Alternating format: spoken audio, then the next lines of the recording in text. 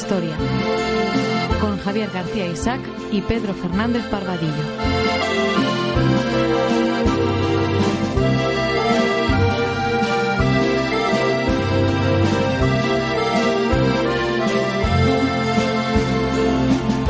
Cita con la historia, cita con todos ustedes en un nuevo episodio más y cita, como no podía ser de otra manera, con Pedro Fernández Barbadillo. Pedro, bienvenido. Hasta que nos dejen, bienvenido. Eso es, vamos a ver, nada que no supiéramos, porque lo que se nos viene encima es lo que ya teníamos. Sí, solo que más descarado. Más descarado, pero ahora con un ministro de Cultura que parece que ha salido de una barra de vara. Es muy cachondo. A mí esto es lo que más me gusta. Un ministro de Cultura y Deportes que lo primero que ha dicho es que odia el deporte y que no le gusta nada el deporte. Bueno, yo tampoco. Claro, pero por eso no te hacemos ministro de Me gusta deporte. el deporte, la verdad. Pero bueno, ya es mala señal que la cultura haya que inventarse un ministerio de cultura. Malo es. Es que no es un ministerio, es una agencia de colocación y empleo. Eso es.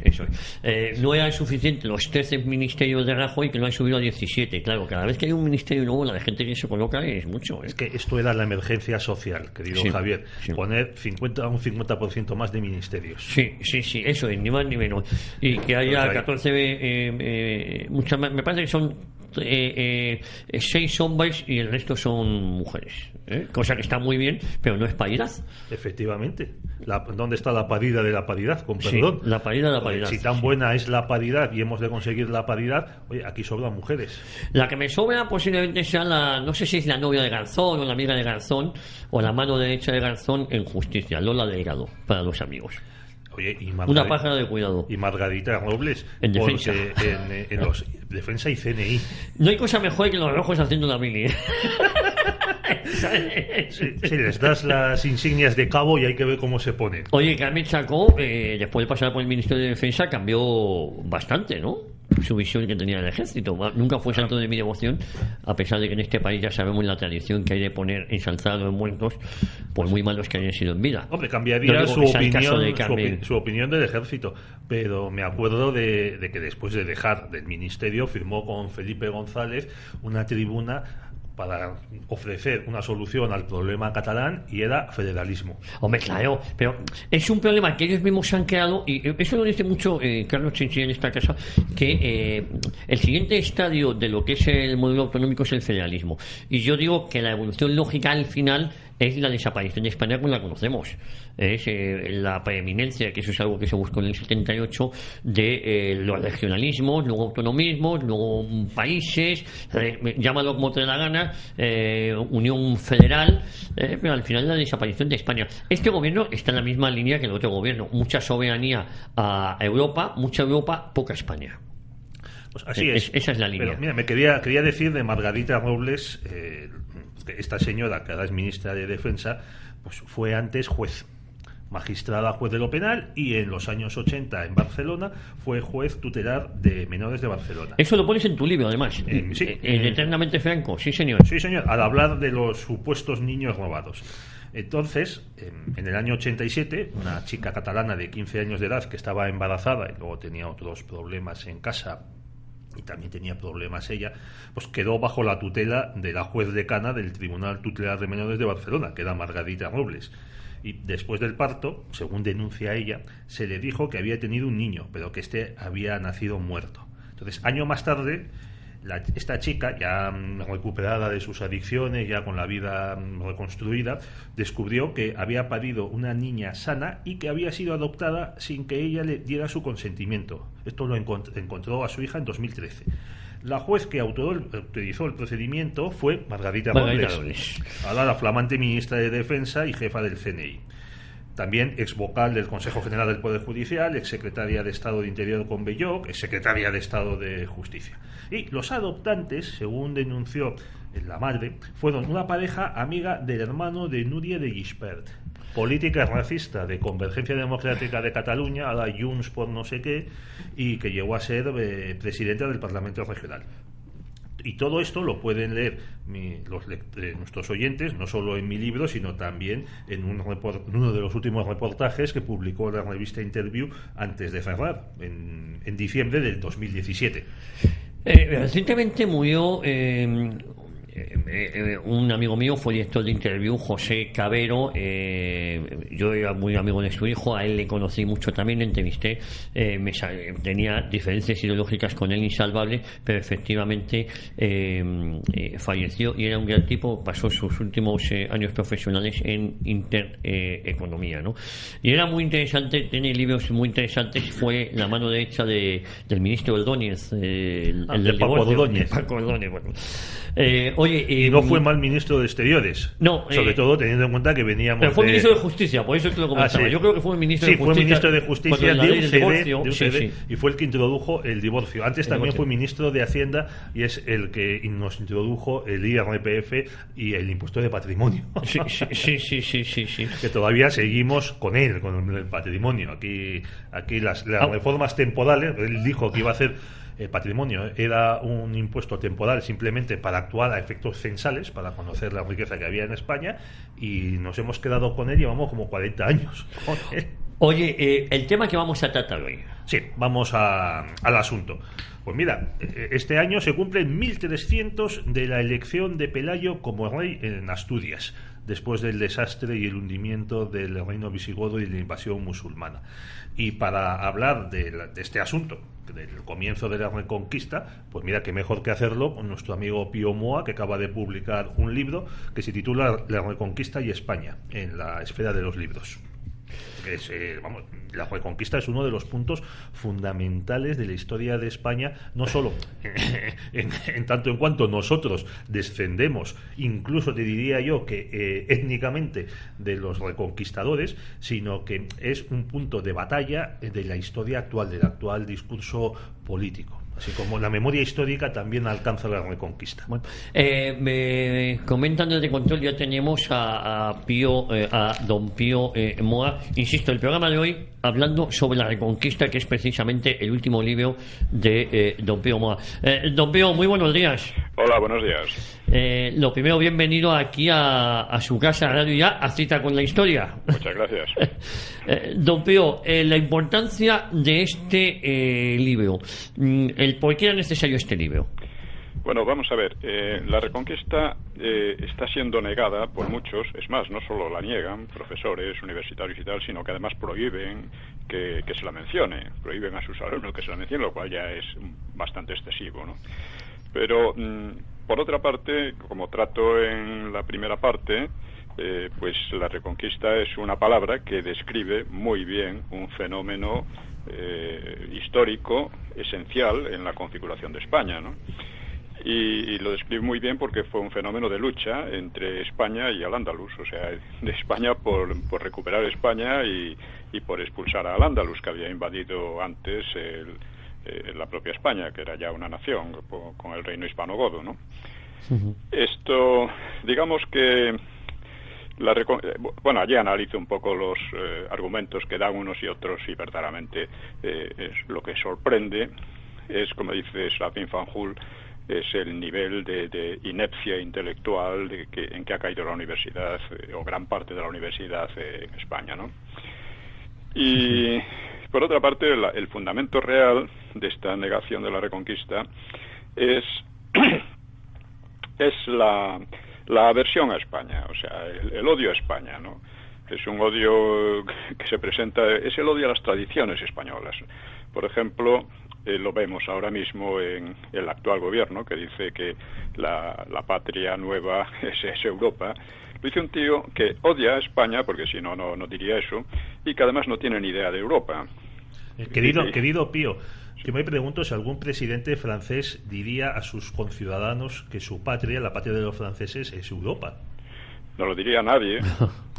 Nadie. O un primer ministro británico. Eso es cosa de los paletos que gobiernan el país, porque son, entre otras cosas, son muy paletos, muy ignorantes, y en fin. Y una de las manifestaciones es también el odio a la Reconquista, porque además tratan de presentar al Andalus como una maravilla, cosa que no se hace solo en España, se hace en Europa y en USA, en las universidades.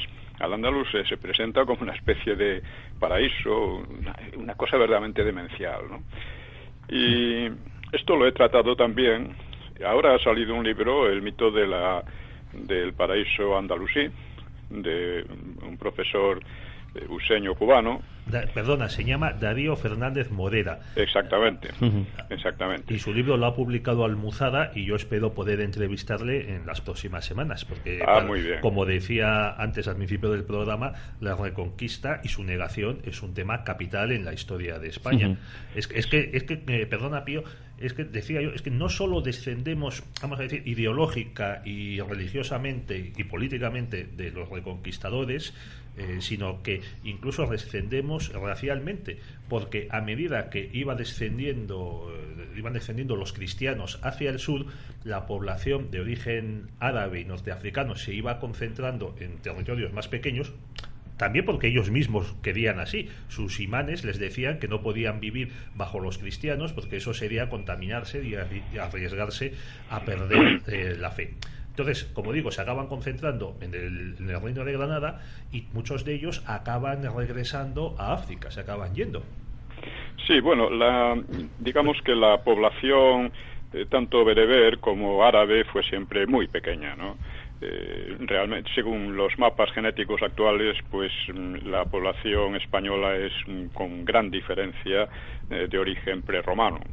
Ha habido evidentemente pues algunos intercambios pues, con latinos, con los godos, con otros germánicos, con los bereberes, etcétera, pero han sido muy muy pequeños, es decir, no tienen una gran impronta en la genética española, que además es muy parecida a la del extremo oeste de Europa.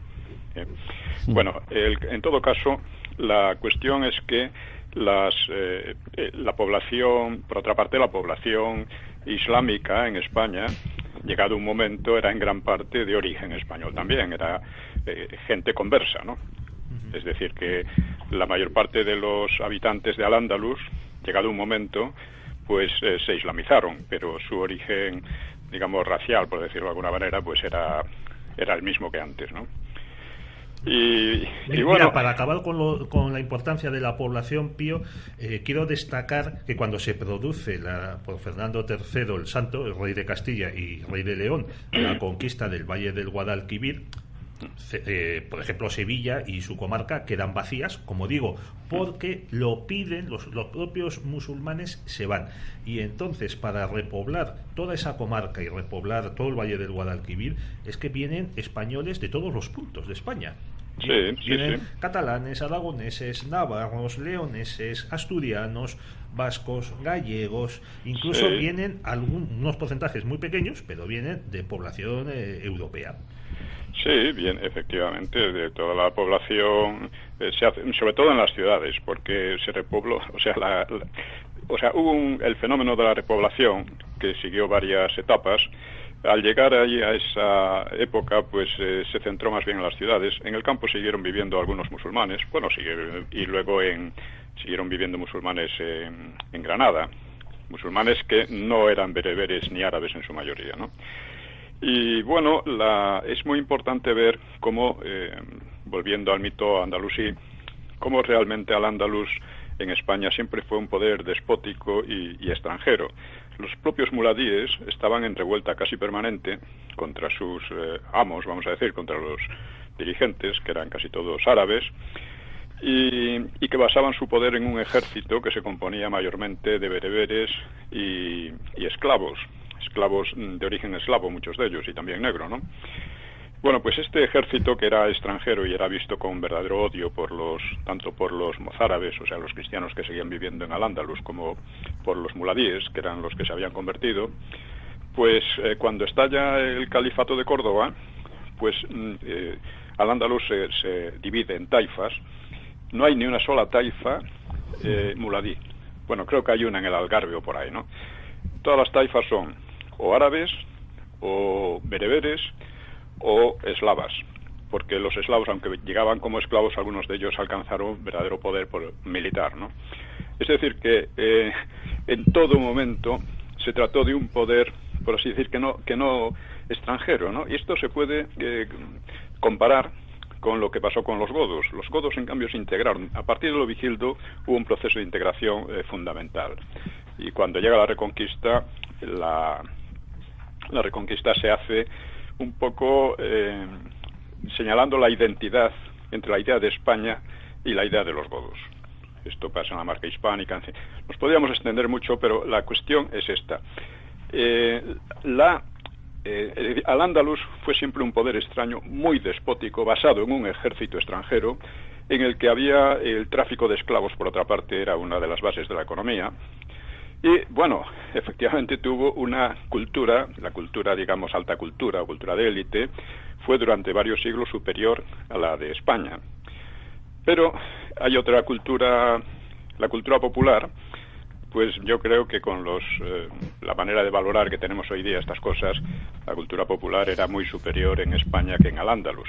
Había mucha menos esclavitud, la posición de la mujer era incomparablemente superior, no existía la esclavitud sexual de la mujer casi sistemática que había en Al-Ándalus, había el derecho, era un derecho que partía de una idea de la libertad personal que no existía en Al-Ándalus tampoco. En fin, creo que al nivel en el plano popular la cultura de España era muy superior.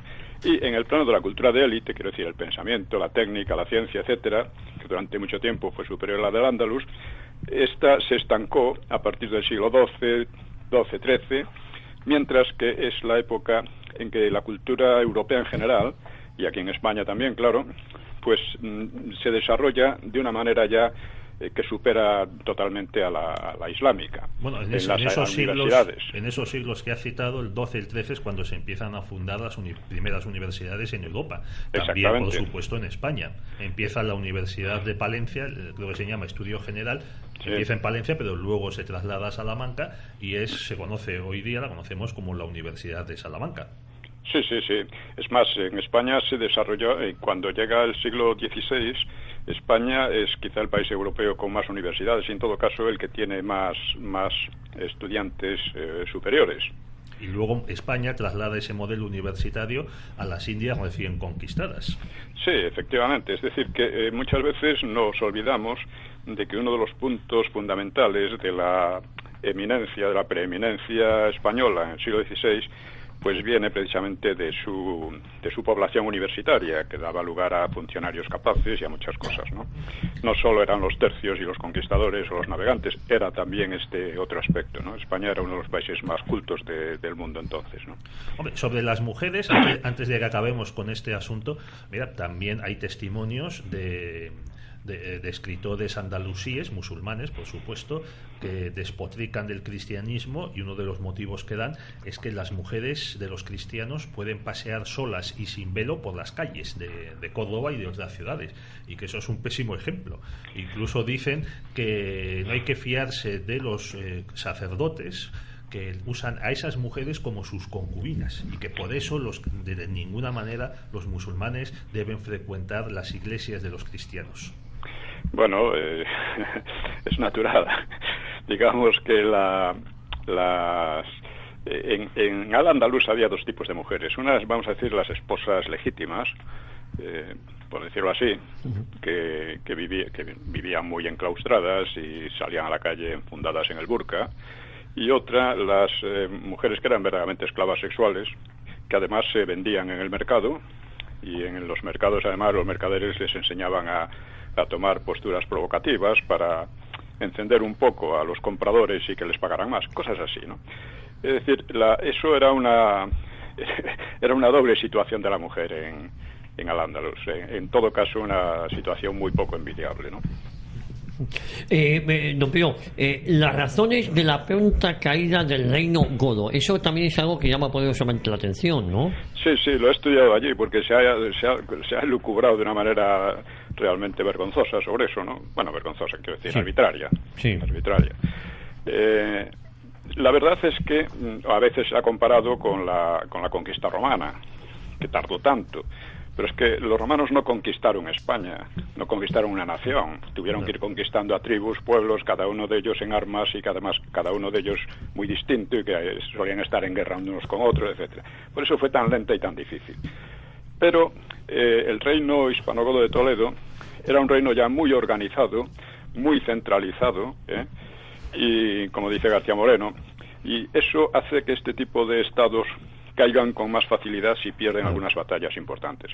Los árabes, además, ya habían derrotado a imperios tan grandes como el sasánida, el persa, vamos, como a Bizancio, le habían arrebatado grandes extensiones de tierras, y eso a partir de batallas cruciales, como la que hubo aquí en Guadalete, unas batallas que derrumbaron prácticamente esos imperios, porque estaban muy centralizados. Y además los árabes vencieron en inferioridad de medios, cosa que en la historia se ha dado muchas veces también. Bueno, hay que pensar en la batalla de Cajamarca, cuando Francisco Pizarro con unos centenares de españoles se meten donde les está esperando el ejército del Gran Inca. De manera irresponsable se muestra ante los invasores, porque claro, dicen, estos van a caer de rodillas ante mi poder inmenso. Y lo que hacen los españoles es una operación de estas de comando, se apoderan del Gran Inca y ahí mismo acaba el imperio. Sí, prácticamente, ¿no? Entonces, pues ya digo, es una situación parecida. Podemos poner un ejemplo mucho más moderno, ¿no? En la Segunda Guerra Mundial, los alemanes destrozaron al ejército francés e inglés en Francia en 3 semanas prácticamente, ¿no? Entonces, claro, o sea, sobre la base de que fue tan rápida, bueno, fueron en total 7 años, ¿no? Pero todo se dilucidó en los primeros 2 años, ¿no? En España me refiero, por la invasión islámica. Bueno, pues, digamos, pues se ha elucubrado, como muchos diciendo, es que la población no quería a los godos, que la población estaba harta de impuestos, que la población recibió con los brazos abiertos a los invasores. Entonces son estupideces que no tienen base ninguna. O sea, todas las crónicas abundan en el pánico que sembró la invasión árabe, porque además la yihad, o sea, que era una guerra santa, pues se hacía de una manera verdaderamente terrorífica, ¿no? O sea, decapitando y masacrando a la población que hacía el menor amago de resistencia, ¿no? Aunque hubo también acuerdos con los que se rendían, una situación de humillación, etcétera, o algunos que se convertían al Islam, como los Casio del Valle del Ebro, ¿no? Sí, entre los que pactaron están los hijos de Bitiza, que consiguieron pues unos cientos de villas y demás, que luego tuvieron que ir entregando poco a poco cuando se lo exigían sus amos, y el famoso Tuzmido, Teodomiro, en la zona de lo que hoy es Murcia. Sí. Entonces, lo que pasó fue eso, cosa que pasa a menudo y que en la historia ha pasado muchas veces y seguirá pasando, ¿no? Es decir, un Estado bien estructurado, España entonces era el Estado mejor estructurado de Europa, con diferencia, y en el libro establezco algunas comparaciones con lo que era Inglaterra, Italia o Francia. Era un Estado, además, culturalmente muy importante, también el mejor de Europa después de Italia, y vamos, pues fue un Estado que cayó así, como cayeron otros mucho más grandes y poderosos. Pero es que además aquí hubo otro factor, y es la división entre los godos, entre los vitizanos y los de Rodrigo. O sea, las propias crónicas árabes señalan cómo los vitizanos dijeron, bueno, estos que vienen aquí, se refiere a los musulmanes, vienen en busca de botín, pero luego nos dejarán a nosotros. Así que vamos a traicionar, vamos a dar la vuelta en la batalla para que el hijo de puta, llamaban más o menos así a Rodrigo, pues que sea vencido y después seguiremos igual. Eso indica que había un pacto ya previo entre ellos, un pacto por el cual los vitizanos esperaban que los árabes, después de derrotar a Rodrigo, sí, se llevaran un buen botín, pero se marcharan, cosa que no ocurrió. Y, en fin, bueno, es una historia muy interesante porque está llena de historias a su vez complicadas entre Tarik y Muza, los odios entre ellos, cómo los dos terminaron tan mal, cómo el hijo de Muza fue asesinado y llevado a su cabeza allí. Es una historia novelesca realmente, igual que es completamente novelesca la historia de Abderramán I, ¿no? Pero bueno, esto lo trato un poco, pero me importa, si no os importa, señalar dos temas que me parecen nuevos en la historia de la Reconquista. Uno de ellos es la tensión entre el aspecto religioso y el aspecto político. La Reconquista es ante todo un programa político. Es la vuelta, la recuperación o la restauración del reino de hispano-godo, ¿no? Eso va muy ligado al aspecto religioso, claro, la expulsión del Islam, etcétera. Pero para la Iglesia la Reconquista no era una cosa muy prioritaria. Para Roma no era demasiado importante. Es decir, lo que era importante es expulsar a los islámicos. Pero si en ese proceso el país se dividía en una serie de estados que podían ser incluso bastante hostiles entre sí, como de hecho ocurrió, ¿no? Pues eso tampoco le importaba demasiado, ¿eh? La prueba es que Portugal debe su secesión en gran parte al papado, ¿no? Sí. Luego hay otra tensión importante que está ligada a esta, y es entre el elemento, por así decir, hispanogodo propio, originario, y el elemento franco, el elemento francés, borgoñón, apoyado por el papado especialmente, que se manifiesta paradójicamente con la caída de Toledo, con la recuperación de Toledo, quiero decir, ¿no? Entonces resulta que, por ejemplo, los Cluny, pues se adueña literalmente, es decir, la Borgoña, porque eran cargos políticos religiosos, se adueñan del Camino de Santiago, que fue una creación hispanogoda realmente, ¿no? Sí. Se adueñan de ella de tal manera que durante un siglo las autoridades religiosas y en gran parte políticas de toda esa zona de Castilla, León, etcétera, pues son extranjeras, son borgoñonas en gran medida, francesas, ¿no? Esta tensión entre la influencia franca y la herencia hispanogoda creo que es una constante que además puede explicar muchas cosas de la historia de España hasta la misma actualidad, ¿no? En la actualidad es más bien la influencia anglosajona, pero sobre todo desde el siglo XIX, pero esta duplicidad crea una tensión, porque claro, digamos, el predominio, la influencia franca, encuentra bastante resistencia, pero como cuenta con el apoyo de la realeza, de la monarquía, pues se impone, más o menos. Y claro, sigue existiendo, digamos, la base, la raíz hispanogoda, pero en algunas épocas, que además a veces, digamos que la influencia franca es beneficiosa, tomada haciendo balances beneficiosa, la época del románico, el gótico, etcétera, pero al mismo tiempo hay esa tensión que tiene un coste político y cultural también grande para España.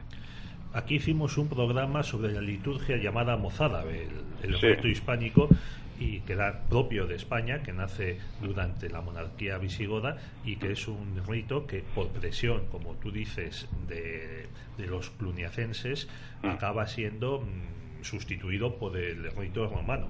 Y sí, eso sí, los reyes lo acaban, creo que es Alfonso VI, acaba permitiendo que se celebre en Toledo, en unas determinadas parroquias, por la cooperación de los cristianos mozárabes a la reconquista de la ciudad. Luego, posteriormente, Cardenal Cisneros hace una recopilación y una purificación del ritual.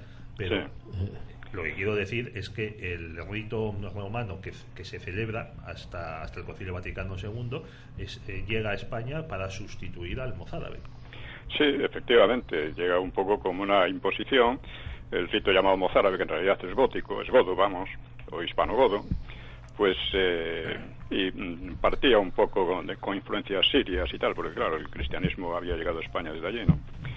Pues es lo que ha pasado. Hoy día queda como una reliquia, que es muy interesante, pero es una reliquia.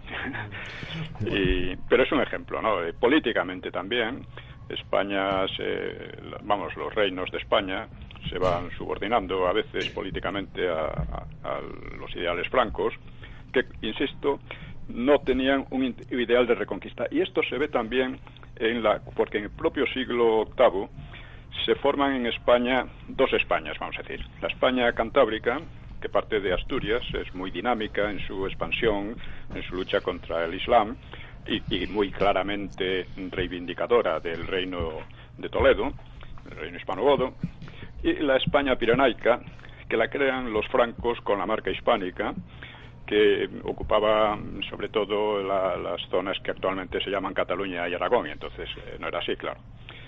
Esto era un conglomerado de condados, unos dirigidos por francos, otros por godos, pero que eran una marca defensiva, no tenían una idea de reconquista.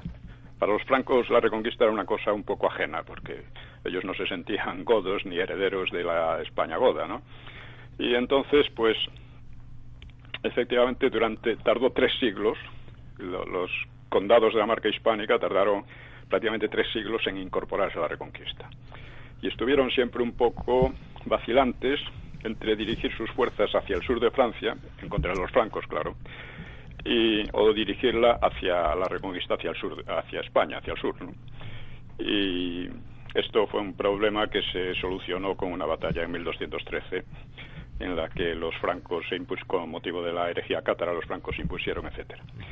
Hay también otro aspecto importante en la Reconquista que no suele tratarse, y es la importancia naval que adquirieron primero Aragón, sobre todo a partir de Barcelona, aunque eso duró muy poco, pero que se convirtió en una potencia naval mediterránea, no vamos a decir que la primera, pero una de las primeras, ¿no?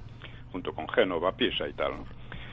Y por otra parte, la potencia naval castellana, que sí se convirtió durante largo tiempo, con motivo de la Guerra de los 100 Años, en el primer poder naval del Atlántico.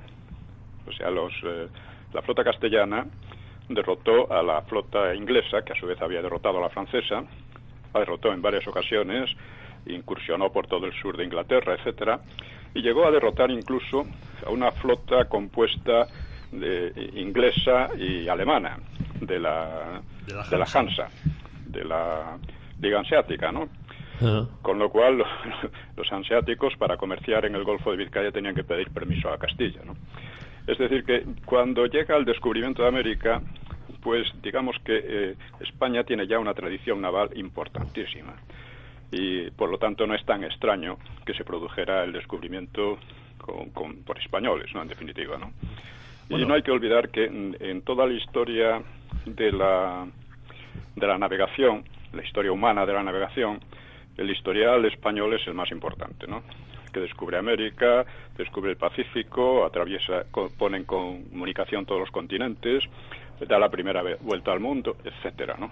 Pero aquí se suele recordar la Gran Armada, la batalla, la Invencible, la llamada Invencible, y se ha olvidado asombrosamente una batalla inmediatamente posterior, la contraarmada inglesa, que ese sí que fue un desastre gravísimo para los ingleses. Sí.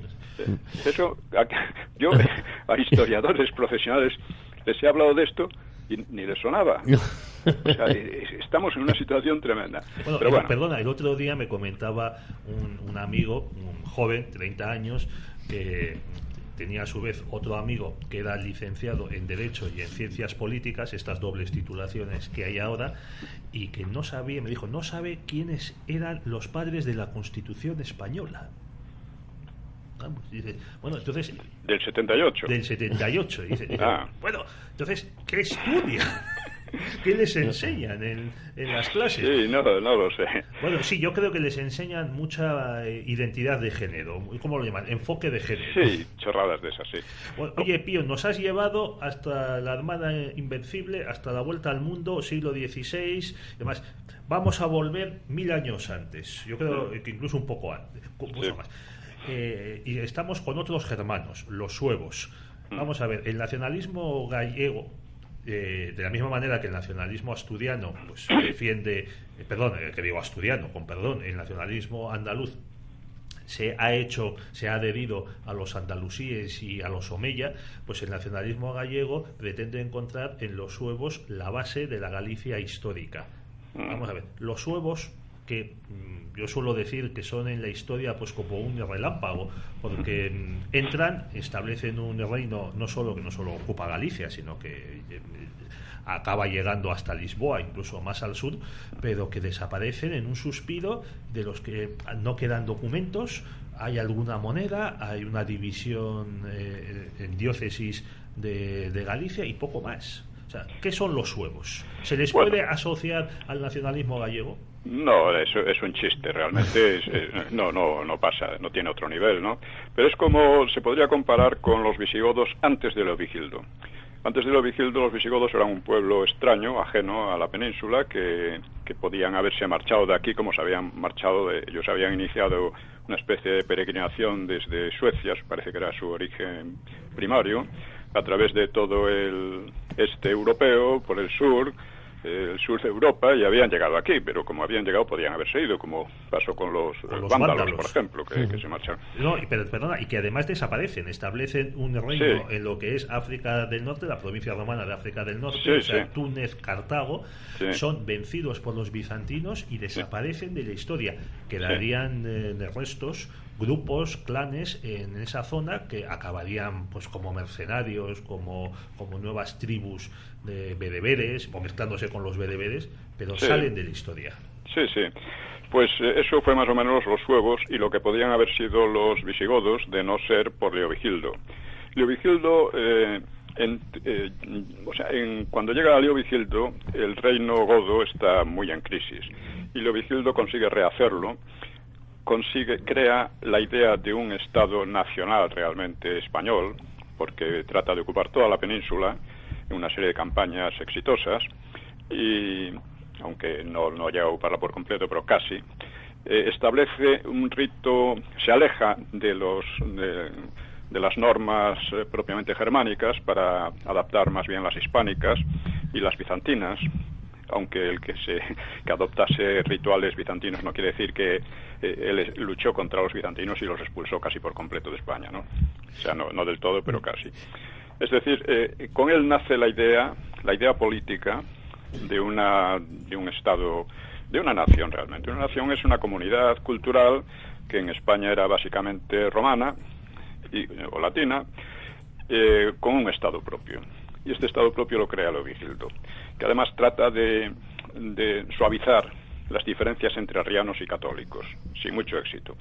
Y aquí entran dos cosas muy interesantes, hablando de los suevos, y es que uno de los hijos de Leovigildo, Hermenegildo, pues, y que además revela un poco la tensión entre el aspecto religioso y el aspecto político, se rebela contra su padre, prácticamente crea una secesión en Andalucía y se alía con los suevos, con lo cual estuvo muy cerca de echar a perder por completo la labor política de su padre. Y sin embargo, claro, para la Iglesia Hermenegildo es el santo y Leovigildo el malo, pero desde el punto de vista político no es así. Fue Recaredo otro hijo, más razonable que Hermenegildo en el aspecto político, quiero decir, el que culminó la obra de Leovigildo con el Tercer Concilio de Toledo, adoptando el catolicismo, que era la religión de la casi totalidad de la población. Y es así como se forma la nación española realmente. Perdona, Pío, yo quiero, para que nuestros oyentes se den cuenta de la importancia de los visigodos, sobre todo a partir del momento en que Recaredo se convierte al catolicismo y abandona el arrianismo, es que nos encontramos a partir de ese momento, que es en el año 600, podríamos poner como ejemplo, pues tenemos un Estado, un territorio, una corona, una liturgia, un ejército, un órgano legislador, que son los concilios de Toledo, una moneda y una hacienda. Y dice, bueno, ¿qué más necesitas? Y un derecho. Y un derecho, efectivamente. Un derecho e incluso un idioma que se va imponiendo a la élite goda, que van adoptando los propios godos, el latín vulgar, el romance del que luego nacerán pues el castellano, el leonés, el gallego. Sí. Realmente no sabemos en qué momento los visigodos abandonan su idioma, ¿no? Lo abandonan, probablemente cuando llegaron a España debían estar ya bastante latinizados, probablemente, ¿no? El caso es que esto también indica un error garrafal de Ortega y Gasset, que también negaba la Reconquista, por cierto, y que decía que los visigodos habían desempeñado un papel como el de los ingleses en la India, ¿no? Los ingleses en la India siempre fueron una casta especial que no se mezcló para nada con la población y que no abandonó en absoluto su cultura, sino que la impuso en cierta medida a los indios, a la población dominada, mientras que en España ocurrió todo lo contrario. La cultura principal era la cultura hispánica, la cultura española, que se fue imponiendo a los godos, que tenían una cultura inferior.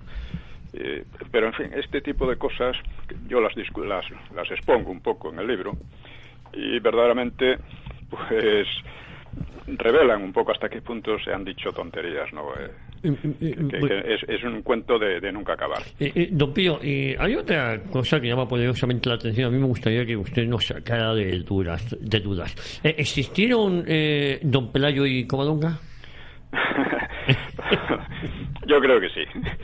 Creo que sí, porque vamos a ver, hay un problema aquí, y es que la falta de documentación contemporánea. Como no hay esta documentación, pues los autores pueden lucubrar todo lo que quieran, pueden especular de arriba abajo, pero lo que hay... Perdóname, Pío, una injerencia. Hace unas semanas tuvimos a José Javier Esparza también para hablar de otro asunto, y salió el tema de los godos, y lo que nos contaba él es que los árabes, cuando entran en España, una de las cosas a las que se dedican es a la destrucción completa de la cultura hispano-goda, a la destrucción de templos, a la destrucción de palacios, y lo que también incluye la destrucción de crónicas y documentos y archivos. Sí, indudablemente. O sea, la invasión las invasiones árabes fueron en un primer momento muy destructivas. Pero después esto pasó lo mismo en Persia, en las zonas bizantinas, etcétera, ¿no? Y en el norte de África, ¿no? Que eran zonas bastante cultas, romanizadas, ¿no? Pero al cabo de un tiempo, pasada una primera fase puramente destructiva, pues asimilaron en gran medida los logros culturales de esos países y los adaptaron, los islamizaron. Los adaptaron, por ejemplo, ellos cogieron la ciencia y la técnica griegas, bizantinas, etcétera, trajeron los números arábigos, que es una aportación, números arábigos en realidad indios, los trajeron de la India, pero que ha sido una aportación fundamental para el desarrollo de la ciencia. ¿Qué otras cosas hicieron? Pues desarrollaron, o sea, no solo traspasaron la técnica, por ejemplo, la ciencia griegas, sino que la desarrollaron también en alguna medida, también en parte el pensamiento, con Averroes, por ejemplo, ¿no? Pero oye, qué tontería esa que dicen los de la escuela de Américo Castro, de que los españoles les debemos a los árabes el regadío. El regadío. El regadío. No, eso. Como España si los romanos y los godos no hubiesen practicado el regadío. Sí. Y como, ¿qué iban a saber los árabes del Yemen y los árabes de Arabia del regadío si venían de un desierto? Claro, no, son absurdos. Ya digo que en gran parte esto son una especie de chistes malos que molestan, porque no tienen más remedio que hablar de ellos y rebatirlos, pero que da un poco de grima tener que estar dando vueltas a historias tan absurdas. Bueno, volviendo a Pelayo, pues se ha dicho las mayores tonterías, que si no era un nombre godo, pero que si no fuera un nombre godo no pasa nada, ¿no? También Casio era un nombre latino, y se ve en la propia época visigoda que algunos godos adoptaban nombres latinos, y seguramente muchos hispanos adoptaban nombres godos. De hecho, los nombres de tipo germánico fueron, durante la Reconquista, incluso llegaron a ser más abundantes que los de origen latino, ¿no? Oye, Pío, perdóname, pero los dos grandes viajes náuticos más importantes de la historia de la humanidad los hacen dos navegantes que no son españoles, pero al servicio de España, Colón y Magallanes. Y no pasa nada. No se los podemos adjudicar ni a Génova ni a Portugal. Bueno, Colón no se sabe dónde era. Esa es la verdad. Se dice que genovés, en base a unos documentos que a mí me parecen un poco dudosos, pero realmente no se sabe dónde era. En todo caso, era español, de la misma manera que muchos pues científicos o literatos o cineastas useños de USA, pues son originarios de otros países, pero se naturalizan. Colón, todas sus empresas navales fueron españolas, él mismo no dejó ningún rastro de su supuesto genovesismo, ni hablaba bien el italiano, en fin, ¿para qué seguir? En todo caso, no sabemos de dónde era. No sabemos de dónde era, pero desde el punto de vista histórico y cultural era español. Magallanes, pues, era portugués, pero por aquel entonces los portugueses se consideraban españoles también. Esa fue una de las causas por las que los reyes católicos no se declararon reyes de España, aunque todo el mundo los conocía como reyes de España. Pues porque aspiraban a que España se completase. Digamos que la Reconquista desde el punto de vista religioso termina con la conquista de Granada, con la recuperación de Granada. Pero desde el punto de vista político, porque insisto, es un programa político, culmina con la reintegración de Navarra y no llega a completarse debido a la secesión de Portugal. Secesión que, insisto, vino determinada en gran medida por el papado y por los borgoñones. Oye, me ha llamado la atención en tu libro que tú das una población para el final del año 700 en España de unos 2 millones de habitantes, cuando la mayoría de los autores la suelen elevar a 4 millones, 5 millones. ¿Por qué la rebajas tanto? Y segundo, también tú hablas de, das varias cifras a lo largo del libro de la población que podía haber pues en torno al año 1000 en España, y en Al-Ándalus en torno a 4 millones, así. ¿Tú crees que esa baja población que había en los reinos cristianos es uno de los elementos que retrasa la reconquista? Sí, es un elemento fundamental. En realidad, si vamos a hablar con lógica, lo normal habría sido que Al-Ándalus hubiera aplastado a los débiles reinos del norte. En cuanto a la cifra de 2 millones que doy, es una cifra puramente estimativa, ¿no?, como son todas las demás. Se basa en dos cosas. Primero, en que al caer Roma debió de haber unos grandes problemas por las guerras, las pestes, etcétera. La población debió descender mucho. Con Roma a lo mejor España podía haber llegado a los 5 millones. No creo que fuera mucho más, 6 millones quizás, ¿no? Pero todas las crónicas hablan de una situación extremadamente calamitosa. Justo antes, o sea que la población pudo muy bien haber descendido a la mitad o menos, ¿no? Pero justamente antes de la invasión islámica, las crónicas hablan de unas pestes y de unas hambres, de unas hambrunas tremendas que debilitaron sin duda al reino hispano-godo, y que, bueno, en el Akhbar Masmúa creo que habla de que la población se redujo a la mitad. No creo que sea tanto, sería una cosa verdaderamente catastrófica, pero seguro que se redujo mucho. No hay que olvidar que incluso en el siglo XIII, me parece que fue, o XIV, las grandes hambrunas que hubo en Europa y la peste llegaron a reducir la población en algunos sitios a más del 50%, ¿no? Don Pío, los andalusíes se podrían considerar, eran españoles. ¿Córdoba podría ser considerada una ciudad europea? Obviamente no.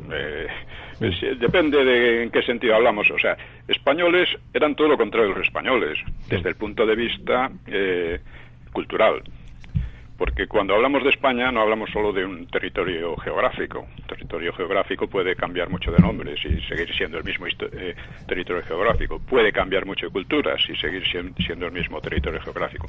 Cuando hablamos de España hablamos es un concepto cultural y político, fundamentalmente, ¿no?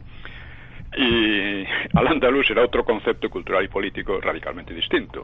Entonces, cuando se habla de la España musulmana, eso es un absurdo. Es como hablar de Al-Ándalus cristiano. Eso no tiene pies ni cabeza. Pero se emplea, lo ha empleado Sánchez de Albornoz, lo emplean muchos, y en parte por una especie de patriotería de decir que todo aquello nos pertenece. Oiga, no, mire, Averroes o Maimónides, etcétera, no son españoles. Si alguien los puede reivindicar son más bien pues los marroquíes o por ahí, porque gran parte de la cultura andalusí pues se traspasó a lo que es Marruecos, Argelia y demás. Así que yo creo que esta especie de patriotería es excesiva y lo que hace es introducir una gran confusión. Lo que distingue la cultura española es por una parte el cristianismo, el catolicismo en concreto. Por otra parte, pues el derecho romano, la cultura latina en general, el idioma, en fin, y eso son cosas absolutamente básicas. Son lo que define a España, lo que ha definido hasta ahora, aunque ahora intentan, por ejemplo, liquidar la cultura cristiana. Pero bueno, eso es otro asunto. Sí, a mí me hacía mucha gracia leer esto, como dices tú, a Sánchez Albornoz, incluso a José María Pemán, en esa historia de España tan entretenida que él tiene. Pues el Pemán decía bueno, en Al-Ándalus la cáscara, lo que está en la superficie, el azulejo, el mosaico, la pintura, eso es lo árabe, y lo que está debajo es netamente español. Y se suele poner como ejemplo pues que varios de los Omeya, como creo que el propio Abderramán III, pues que era racialmente español porque su madre era una navarra, me parece, que le había dado, de la que había tomado pues los ojos azules y el pelo rubio. Pero Eso son... Vamos, incluso te suelen decir que hay sultanes almoráviles que como nacieron en Al-Ándalus, pues que eran españoles. Ya, eso es como decir que algunos españoles que tienen tienen origen alemán, pues que son alemanes. Estas cosas a mí, tan faltas de rigor, muchas veces destrozan un poco la argumentación. La verdad es que Abderramán, o sea, la masa de la población andalusí, étnicamente o genéticamente, era la misma que la del norte. Era la misma que la del norte porque eran antiguos españoles convertidos al Islam. Al convertirse al Islam y adoptar el árabe y adoptar las costumbres árabes, etcétera. Sí, se orientalizan. Pues esto es fundamental. Ahora que Sánchez Albornoz también venía con la herencia temperamental, que él lucubraba mucho sobre esa historia. No existe tales herencias temperamentales, ¿no? Las descripciones que él hace de cómo eran los españoles se pueden adjudicar también a otros pueblos. Y además son arbitrarias porque en unas épocas, por ejemplo, los españoles han demostrado un gran valor físico y moral, una gran capacidad de invención, etcétera. Y en otras épocas, pues, como la actual, pues es más bien todo lo contrario. Entonces, y eso pasa con todos los pueblos. A ver, Pío, que nos quedan un poco 5 más. minutos. 5 minutos. 2 preguntas muy rápidas. Hombre, Abderramán I y Abderramán III son grandes organizadores, no hay quien lo niegue. Uno instaura el emirato y otro el califato. Te quería preguntar por la resistencia mozárabe a esa islamización. Sabemos muy poca, los mártires de Córdoba y de Toledo, los Ben Hafsun en Bobastro. Sí. ¿Crees que hubo más? Porque las propias crónicas árabes, claro, rechazan hablar de estas sublevaciones. Eran crónicas dictadas por el poder político, por los Abderramanes. Sí, yo creo seguramente hubo más. Lo que pasa es que al no estar documentadas, pues no tenemos mucha idea. Pero no hay que olvidar que Al-Ándalus vivió una especie de estado de guerra civil permanente. Y esa fue una de las causas por las que fue posible la reconquista. Porque desde el punto de vista de superioridad material, de fuerzas demográfica, económica, etcétera, Al-Ándalus era muy superior a la España, a los reinos españoles, ¿no? Y seguramente hubo. Es decir, los convertidos al Islam, los antiguos españoles convertidos al Islam, pues estos estaban en continua rebeldía contra el poder andalusí. Es que vivían bajo un régimen de discriminación absoluta. Sí, pero eran andalusíes y se consideraban andalusíes. Entonces eso es así. Y don Pío, Castilla como sucesora del ímpetu de León, pero ¿por qué no Navarra o Aragón? Y sí Castilla. Bueno, eso son cosas que pasan y es muy difícil decir por qué, ¿no? ¿Por qué España llegó a ser una gran potencia y luego decayó? Pues no sabemos. Realmente Castilla estaba en una buena posición, también tenía no sé cómo decir, se creó un espíritu especial debido en parte a la frontera. No hay que olvidar que la frontera crea una especie de, como diríamos, de conformación caracteriológica especial, ¿no? Muchas veces se ha comparado con la frontera que formó a USA, que tanto ha sido loada, pero no es verdad. La frontera en USA se hizo contra los indios que estaban en inferioridad absoluta de condiciones, mientras que aquí la frontera se hizo contra Al-Ándalus, que estaba en una superioridad, contra ejércitos que estaban bien mandados y que eran potentes, etcétera, ¿no? No es lo mismo. Pero el espíritu de frontera, digamos, pues sí se dio aquí. Y yo creo que se dio con especial fuerza en Castilla, llegado un momento, ¿no? Pues, don Pío, ya para terminar, lo primero, volver a felicitar por este magnífico libro, La Reconquista y España. Y luego, sí que le quería preguntar por el libro de Pedro Fernández Barbadillo, que lo tengo aquí, Eternamente Franco. No sé si ha empezado ya a leerlo y qué le parece, si aportan cosas nuevas, o por lo menos otro punto de vista. Sí, o sea, aclara muchos aspectos interesantes, que además más interesantes porque ahora mismo se está atacando al franquismo, pues, y a Franco con una cantidad de mentiras y de tonterías que es asombroso, ¿no? Entonces es una clarificación de muchos de estos puntos, ¿no?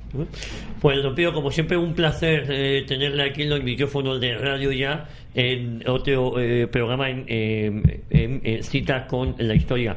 Le mando un abrazo muy fuerte y seguimos hablando nosotros. Un abrazo para vosotros. Pío, una pregunta. Este domingo, bueno, ya acaba la Feria del Libro. ¿Qué tienes preparando para próximamente? Bueno, estoy con una novela. Escribí una novela de la que estoy bastante contento y estoy ahora con otra que también me está saliendo bastante bien, creo. Bueno, ¿nos quieres decir de la época? No, esta va a ser de los finales de los años 60. ¿Vale? Pues don Pío, un abrazo muy fuerte y efectivamente su primera novela fantástica, ¿eh? Yo tengo el placer, el gusto de haberla leído, ¿eh? Bueno, muchas gracias. Muchas gracias, don Pío. Venga, un abrazo. Adiós. Pedro Fernández Barbadillo, no queda tiempo para más que para despedirnos. Pues mira, pues me parece muy bien. Hemos tratado una época fundacional de España y no hay más que decir. No hay más que hablar. A todos ustedes, muchísimas gracias por su fidelidad. Nosotros prometemos volver la próxima semana aquí a Radio Ya en Cita con la Historia.